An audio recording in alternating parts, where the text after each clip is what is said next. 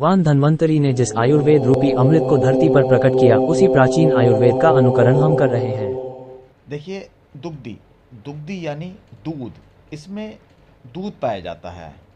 और हम लोग इस तरीके से हाईवे में, जहाँ किनारे हाईवे किनारे हैं, यहाँ हम लोग दुग्धी घास लेने आए हैं, क्योंकि किसान लोग यहाँ पेस्टिसाइड या यूरिया नहीं डालते। देखिए इस प्रकार, ये देखिए दुग्धी घास है। इससे हम विशेष प्रार्थना करते हैं, आह्वान करते हैं कि जो भी रोगी आपको धारण करे वह रोग मुक्त हो, उस पर आप अपनी कृपा बनाएं। इस प्रकार हम इनका कार्य का प्रयोजन बताते हुए हम इनसे उखेड़ते हैं, और जो इनके प्राण हैं वह दुग्धी चूर्ण में एग्जिट करें, यह इनसे प्रार्थना करते हैं। दुग्धी को लेकर के आए हैं, और यहाँ पर हम इनको, इनकी जड़ों में जो मिट्टी लग गया है उसको हम लोग, ये देखिए, उसको हम लोग साफ कर रहे हैं इसमें, और फिर इसको हम सुखाएंगे। इस प्रकार दुग्धी को हम लोग धूप में सुखाते हुए, देखिए इसका ये पूरा पौधा है, ये पूरा पौधा सुखाया जाएगा। इसमें दूध है। अब जब हम इसे सुखाएंगे, चूँकि इस समय टेम्परेचर 30 के आसपास का है, इसलिए छाया में सुखाने की ज़रूरत नहीं है। अब जब ये सूखेगा तो दूध इसी के अंदर सूख जाएगा, और यही हमें करना। अगर हम इसे अभी से काट देंगे तो दूध सारा निकल जाएगा, इसका जो भी दूध है, एक्सट्रैक्ट है। तो हम इसको इसी में सुखाएंगे, इसके बाद हम इसको कूटेंगे। इस प्रकार दुग्धी चूर्ण हमने सुखाया है।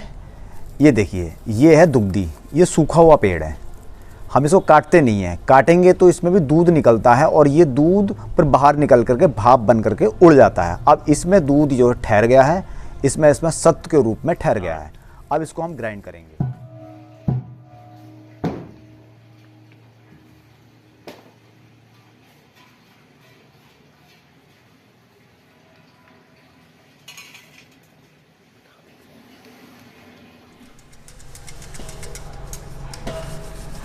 इसका जितना भी ये बचता है, इसको हम लोग हवन में यूज करते हैं।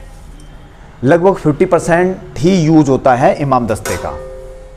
हमने ये छाना है, और लगभग इतना ही ये इसका एक वेस्ट है।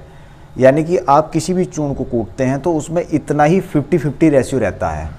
अब ये जो है, यही है यूज के लिए, और इसी में हाई न्यूट्रिशन है, इसी को सत्व बोलते हैं। और ये जो है, इसको कायदे में या तो भूमि में सलाया जाता है, या फिर जैसे हवन है, हवन में इनका उपयोग किया जाता है। इसको अगर आप लेते भी हैं, इसका हम चूर्ण बना लें ग्राइंडर से, किसी भी तरह से, बहुत आसान है, लेकिन वो किसी भी तरह से यूजफुल नहीं है। उसका असर बॉडी पे नहीं रहेगा, क्योंकि इसके अंदर इसके जो सेल्स है वो नहीं है, एक्सट्रैक्ट नहीं है, एक्सट्रैक्ट यही है। तो ये एक तरीके से वेस्टेज होता है, तो इसको हवन में हम लोग प्रयोग में लाते हैं। हम लोगों ने दुग्धी चूर्ण को छाना है, अब छान करके हम लोग हवन में लाए हैं। हमारे यहाँ पूर्ण धनु में हवन जो है 365 दिन होता है, और इसी हवन में बटियाँ और चूर्ण ये सिद्ध किए जाते हैं। अब यहाँ भगवान धन्वंतरी का, ब्रह्मा जी का, और जो जो देवी देवता जड़ी बूटियों का आधिनित्य है, यानी कि जिनका की जड़ी बूटियों पर अधिकार है, स्वास्थ्य पर अधिकार है, जो स्वास्थ्य को संचार करते हैं इस पूरे भूमंडल में, उन सभी का हम लोग आह्वान करते हैं। और दुग्धी का भी आह्वान करते हैं कि अमुक काम में ये सिद्ध हो। तो सभी देवी देवताओं को समकक्ष हम संकल्प लेते हैं कि जो भी रोगी धारण करे इस चूर्ण को, वह रोग मुक्त हो, अपना कार्य प्रयोजन पूर्ण हो।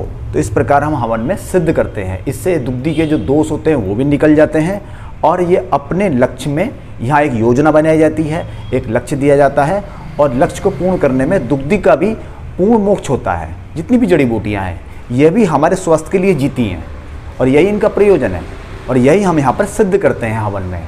तो इस प्रकार हम लोग हवन कर रहे हैं, जड़ी बूटियाँ हैं, और दुग्धी की हम हवि देंगे अग्नि में।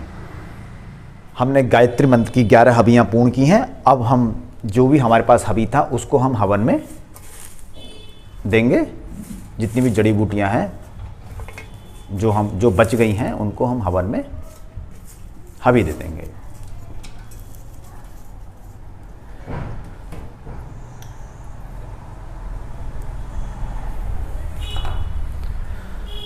दोनों हाथ नमस्कार मुद्रा में, मेरुदंड सीधा।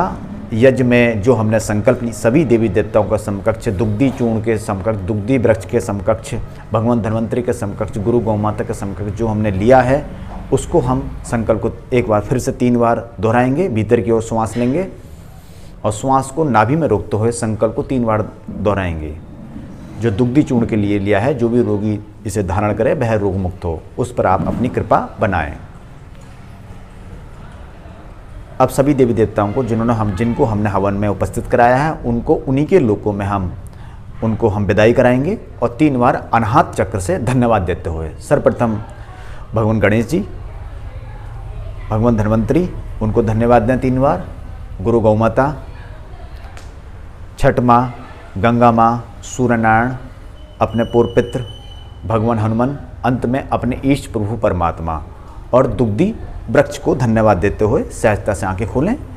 तो इस प्रकार इसमें सभी देवी देवताओं की कृपा आई है और अब जो भी रोगी धारण करेगा वह रोग मुक्त होगा। ये पूरी तरह से ऊर्जित हो गया है, भावित हो गया है। तो चूर्ण इसी प्रकार भाव के माध्यम से बनाए जाते हैं। तो पूर्ण धनु में हम इस तरीके से सिद्ध करते हैं चूर्ण को। हम लोग चूर्ण को भरते हैं एक पैकिंग के तौर पे, डिब्बी के तौर पे। पूर्ण धेनु के दुग्धी चूर्ण में ऐसा क्या खास है? जैसा कि आपने कहा, दुग्धी मतलब दूध, इसको एक मिल्क ट्री भी बोलते हैं। तो इसमें क्या है, हम लोग पेड़ को उखेड़ते हैं और सुखाते हैं, हम उसे कटिंग भी नहीं करते। अगर इसकी कटिंग करेंगे तो उससे क्या है, दूध बाहर निकल जाएगा। तो दूध हम इसी पौधे में अंदर सुखाते हैं और यही दूध सत्व के रूप में आता है, सत्व। तो इस प्रकार इसके जो मिनरल्स हैं, जिसमें रसायन है, वो एज इट इज चूर्ण में एग्जिट करते हैं, यानी कि रहते हैं। तो ये इसकी विशेषता है। दुग्धी चूर्ण किस किस बीमारी में लिया जाता है? दुग्धी चूर्ण को मुख्य रूप से संघृणी रोग, जिसे हम लोग IBS नाम से जानते हैं, अतिसार, दस्त में काम करता है। इसके अलावा शुक्र वृद्धि के लिए है, बाजीकरण के लिए सर्वश्रेष्ठ है और आपके स्पर्म काउंट को इंक्रीज़ करता है। और ब्रोंकाइटिस, अस्थमा और डायबिटिक में भी इसका हम प्रयोग में लाते हैं। अच्छा, तो आप ये बताइए कि ये जो रोग है, IBS संघृणी हो गया और लूज मोशन हो गया और जो पेट के कीड़े होते हैं, इन रोगों में इसको किस प्रकार ले सकते हैं? देखिए, दुग्धी चूर्ण को संघृणी, अतिसार या फिर अगर पेट में कृमि या वर्म है, विशेषकर छोटे बच्चे को पाए जाते हैं, तो इसका जो लेने का जो विधि है, अगर संघृणी IBS के पॉइंट ऑफ व्यू से हम बात करें तो सुबह 3 ग्राम गर्म पानी में, और गर्म पानी अदरक का हो, उसमें अदरक का रस हो, उसके साथ लेना है। दोपहर को तक्र यानी खाना खाने के बाद लेना है। तक्र यानी कि छाछ बोलते हैं। तो छाछ में क्या है, 1 चुटकी सेंधा नमक, 1 चुटकी काली मिर्च और 1 चुटकी अपने इच्छानुसार छोटी पीपल, उनको मिक्स करना है तक्र में, और उसके साथ तक्र के साथ 3 ग्राम लेना है खाना खाने के बाद। खाना खाने के आप 10 मिनट बाद ले सकते हैं, और रात को खाना खाने के बाद लेना है लगभग 1 से 1.5 घंटे बाद 3 ग्राम गुनगुने पानी के साथ। और अगर छोटे बच्चे हैं जिनको पेट में कीड़े हैं, कृमि हैं, तो उनको सुबह शाम खाली पेट लेना है 1-1 ग्राम गर्म पानी के साथ।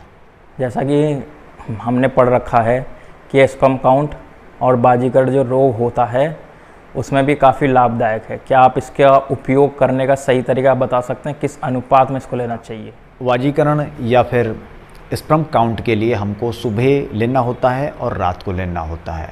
तो सुबह लेने के लिए हमने रात में पानी में 2 छुआरे, 4-5 किशमिश, 2 बादाम, 2 मखाने, इनको रात को भिगा देना है। सुबह दूध में इनको घोटना है गरम करके, और दूध में इस दुग्धी चूर्ण को 3 ग्राम मिला करके पीना है। रात को खाना खाने के लगभग 1.5 घंटे बाद, 1.5 से 2 घंटे बाद इसको दूध में 5 ग्राम घोलना है। गुनगुना दूध होगा हल्का गर्म, और उसमें त्रिफला, जो त्रिफला चूर्ण होता है, लगभग वो 3 ग्राम मिला करके इसको, और साथ में मिश्री भी अच्छी हो, खूब अच्छा मीठा हो, धागे वाली मिश्री हो, उसको मिला करके इसको लेना है।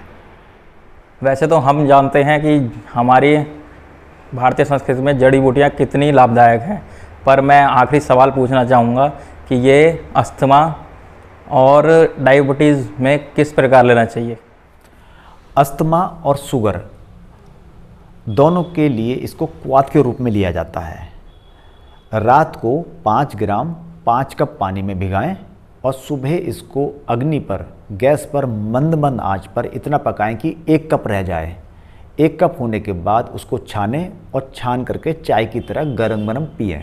तो ये अस्थमा में बहुत अच्छा काम करता है। शाम को भी ऐसे ही करना है। सुबह 5 कप पानी में 5 ग्राम दुग्धी चूर्ण को भिगाना है और शाम को मंद मंद आंच पर इसको पकाना है। जब 1 कप रह जाए तो इसको छान करके इसको पीना है गरम गरम खाली पेट। हमने देखा कि पूर्ण धेनु में दुग्धी चूर्ण को किस प्रकार बनाया जाता है, निर्माण विधि देखी है, और हमने ये जाना कि यह किस किस रोगों में लाभदायक है और इसके क्या क्या अनुपात में हमको इसको लेना चाहिए। धन्यवाद।